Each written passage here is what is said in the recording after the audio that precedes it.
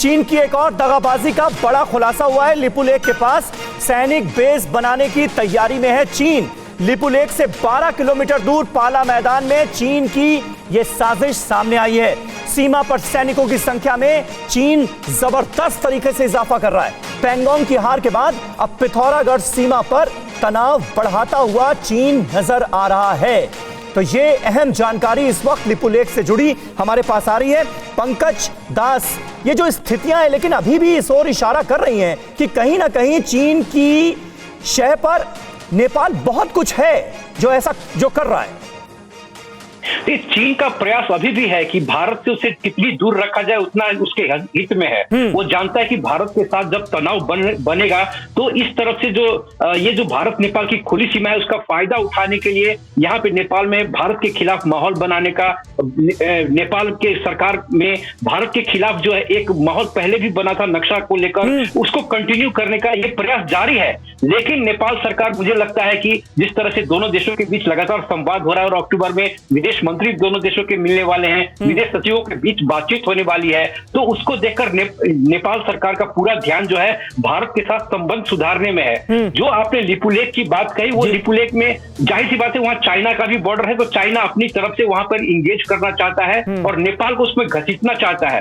नेपाल, जो Chinese media है global times, उसका हमेशा एक स्ट्रेटेजी रहा है कि कैसे भी करके नेपाल को, पाकिस्तान को चाइना के साथ दिखाया जाए। लेकिन अब नेपाल से वो संभव नहीं दिख रहा है क्योंकि नेपाल की जनता जो है उन्हें सरकार पर इतना दबाव दिया, राजनीतिक दलों ने इतना दबाव दिया कि अब जो है नेपाल सरकार का भारत को छोड़कर चीन की तरफ जाना अब नामुमकिन सा दिख रहा है। नामुमकिन सा आपको लगता है चीन की तरफ जाना नेपाल का? ठीक है, इस बीच एक और बड़ी खबर अपने दर्शकों को दे दें। भारत चीन के बीच आज भी ब्रिगेड कमांडर लेवल की बैठक हो रही है।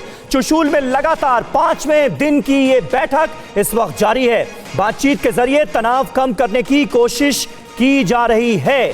तो बातचीत का रास्ता जो है वो लगातार खुला रखा गया है और आप देखिए जितने भी टॉप लीडर्स हैं वो ये उम्मीद जताते हुए नजर आ रहे हैं कि बातचीत के रास्ते हम मसले के हल की उम्मीद कर रहे हैं। आज इस बैठक में क्या हो रहा है ये जानने के लिए सीधे चलते हैं एक बार फिर हमारे डिफेंस कॉरेस्पॉन्डेंट सुमित चौधरी के पास। सुमित, समीर, चीन का जो ये पूरा गरूर था ये भारत ने किस तरीके से चकनाचूर किया ये हमें जानना बहुत जरूरी है। यानी भारत लगातार जब नेगोशिएशन की कितनी बातचीत हुई इसका खाका हमने तैयार किया आपके लिए।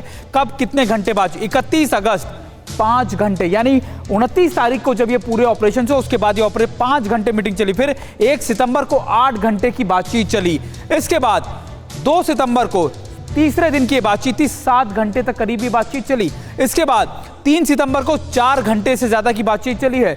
अब लगातार 4 सितंबर यानी आज का दिन सुबह 10 बजे बातचीत का दौर शुरू हुआ था और अब कितने घंटे चलेगा ये भी देखना होगा। लेकिन समीर, इन सभी चीज़ों में मैं लगातार ये बात कह रहा हूं आपसे कि एक बहुत महत्वपूर्ण चीज़ हमें समझने की ज़रूरत है कि इस एक्शन के बाद, इस डोमिनेंस के बाद 29 तारीख को जो हमने किया उसके बाद अब चीन ये हमसे लगातार कह रहा है कि बातचीत करिए, हमें ये बात आपसे कहनी है और ये आप यहाँ से आप अपना डिसंगेजमेंट करिए। यानी डिसंगेजमेंट की बात लगातार भारत जिस प्रेशर से चीन से 4 महीने से कर रहा था, चीन जिसको अनसुना कर रहा था, अब वो बातें चीन की तरफ से कही जा रही है। अब चीन ये बात बार बार कह रहा है कि ये टेक्टिकल पोजीशंस भारत ने जो इख्तियार की है वो उसके लिए सरदर्द बन गई है, वो उसके लिए एक चैलेंज बन गई है, आप इनसे हटिए। तो ये जरूर है कि ये बातचीत का दौर जो चला है ये अब चीन को प्रेशराइज कराना, यानी अब नेगोशिएशन जो होगा वो 360 डिग्री रिवर्स में होगा। यानी भारत अब ये कहेगा कि आप पीछे सबसे पहले हटिए, उसके बाद बातचीत का दौर शुरू होगा। परवाह देश की, सोमवार से शुक्रवार रात 10 बजे TV9 भारतवर्ष पर।